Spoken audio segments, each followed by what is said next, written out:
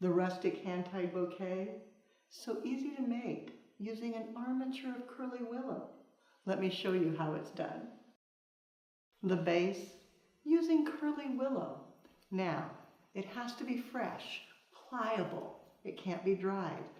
But gathering it in your hand, putting it all together, and then pulling it down, creating an armature that then can support your flowers, then tying it off with a bit of bind wire to hold it in place.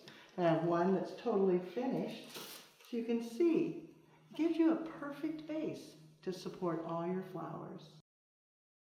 As you begin, you want all of your flowers ready. I've removed all the thorns, removed lower foliage, beautiful roses, yarrow, again, lower stems released like so. Then chrysanthemums, same thing, no foliage. You have that all ready ahead of time, it's quite easy. Then you just take your nest of willow and start feeding the flowers in, creating a perfect supporting armature. You can feed it through, and you can turn it, coming in at a nice slant, and turning, repeat, coming back in with some of the yarrow. And since everything is prepared ahead of time, you can just slide it right into your hand, set it in place,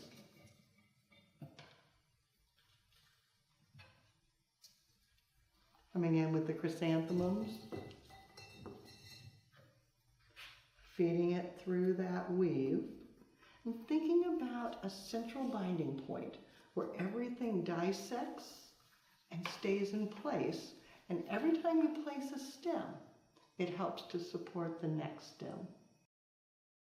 To add depth of color, bringing in with a bit of leucadendron picks up the color of the chrysanthemums, tucking it low because it's a heavier flower, color-wise and density, and feeding it through,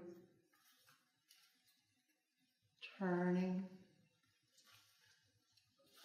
repeating.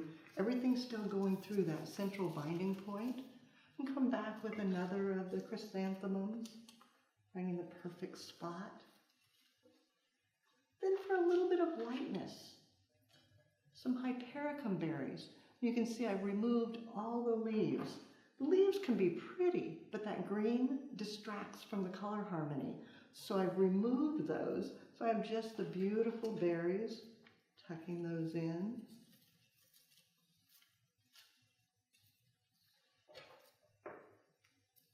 Feeding through. Then for a little bit of softness, butterfly ranunculus. Just letting them come in. Maybe leave them a little bit longer so that they dance over the top, adding that touch of lightness, turning, feeding them in, and letting everything weave together with that central binding point. As I finish, turn it and look at it from all sides. Determine where you might need another stem that just fills in a little more color, a little more depth. And turn again, double checking. And then once you're happy, creating a collar. We're going to use explosion grass, one of my favorite things. The botanical name, panicum. And just tucking it in. Letting it come outward, turning, adding that little bit of softness all around. You can see how beautiful it is with just that little bit of lightness, creating a collar all the way around. Then once everything's in place, you can go back and tie it off using a bit of bind wire and cut the stems ready to set into a vase. Once you have the bouquet ready, you tie it off and cut it down. It's ready to set into whatever favorite vessel you have. It'll be long-lasting and fabulous. The recipe, I started with 5 stems of curly willow, and that way I could weave around creating the armature. Remember, it has to be pliable, no dried willow for this one. Then adding in the flowers, 7 stems of the beautiful spray rose, 5 stems of the chrysanthemum. Hypericum did 5 stems with the leaves removed. Yarrow, 7 stems to add that bit of texture. Leucadendron, 5 stems for depth of color. And then for a little lightness, the butterfly ranunculus, 7 stems. To complete the collar, the panicum, explosion grass, 10 stems to go all the way around. The hand tie technique, it's a little tricky. When you start with an armature of willow, it can make it slightly easier. And that rustic touch, how fabulous. You'll find more creative inspiration and education on the website, flowerschool.com. If you have questions, you can reach us through there. Now it's your turn.